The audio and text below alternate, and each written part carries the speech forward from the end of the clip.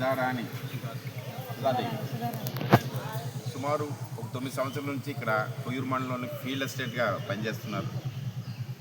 ఈవిడ పని దినాలు తక్కువ ఉన్నాయని చెప్పేసి ఉద్యోగం నుంచి తొలగించడం జరిగింది. అసలు ఆ పని దినాలు ఎందుకు తక్కువ వచ్చిందని ఎంక్వైరీ చేయగా ఈ అమ్మాయికి గర్భవతి ఉన్నప్పుడు 7వ నెలలోనే బాబు చనిపోవడం జరిగింది. దానివల్ల బెడ్ రెస్ట్కి నిమిత్తం ఒక 2 నెలలు తీసుకోవాల్సిన టైంలోనే ఈ అమ్మాయికి పని దినాలు పెరగకుండా ఉంది. దానివల్ల మేము తొలగించామని చెప్పేసి అధికారులు అన్నారు. అంటే ఒక మానవత దృక్పథంతో ఆలోచించి ఈ అమ్మాయికి మళ్ళీ ఉద్యోగం చేసుకోవడానికి అని చెప్పేసి సుమారు ఒక 7 రోజుల నుంచి ఇక్కడ నిరసన కార్యక్రమం తెలియజేస్తున్నారు.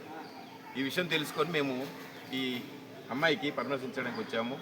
అలాగే అధికారులు ఎంపీడీఓతో మాట్లాడాము, ఏపీడీ గారితో మాట్లాడాము, ఏపీఓ గారితో మాట్లాడాము, ఏఓ గారితో మాట్లాడాము. వాళ్ళందరూ కూడా యాక్చువల్గా ఈ అమ్మాయిలకి లేదండి ఆరోగ్యరీత్యా బాగలేని అన్న టైంలోనే ఈ అమ్మాయి పనిదిలో చేసుకోలేకపోయింది కాబట్టి ఈ అమ్మాయికి నేను అయితే ఫేవర్గా మేము రాసి ఉంచామండి రిపోర్టు.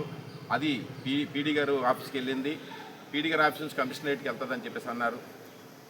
ఖచ్చితంగా మేము కూడా ఏదైతే ఇక్కడ అధికారులను కలిసామో అలాగే అక్కడ పీడీ గారిని, మళ్ళీ కలెక్టర్ గారిని, అలాగే మళ్ళీ మా మినిస్టర్ గారికి వీళ్ళందరినీ కలిసి ఈ అమ్మాయికి న్యాయం చేయిస్తానని చెప్పేసి ఖచ్చితంగా మేము చెప్తున్నామండి. ఎందుకంటే కూటమి ప్రభుత్వం ఎవరికి కూడా న్యాయమే చేస్తారు కానీ ఈ అన్యాయం అయితే చేయరు.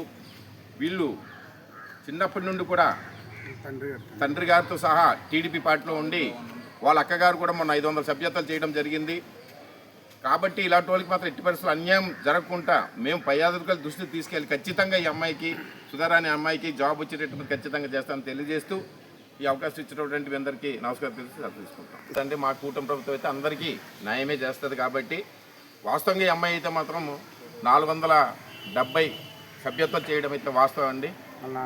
వాళ్ళ నాన్నగారు కూడా సీనియర్గా ఉన్నారని చెప్పేసి అంటున్నారు. కాబట్టి ఖచ్చితంగా ఈ అమ్మాయికి అయితే మా కూటమి ప్రభుత్వం న్యాయమే చేస్తుందని చెప్పేసి మేము తెలియజేసి పైన మా పార్టీ నాయకులకి అధికారులకు తెలియజేసి ఖచ్చితంగా మేము న్యాయం చేయడానికి మేము ప్రయత్నిస్తాం.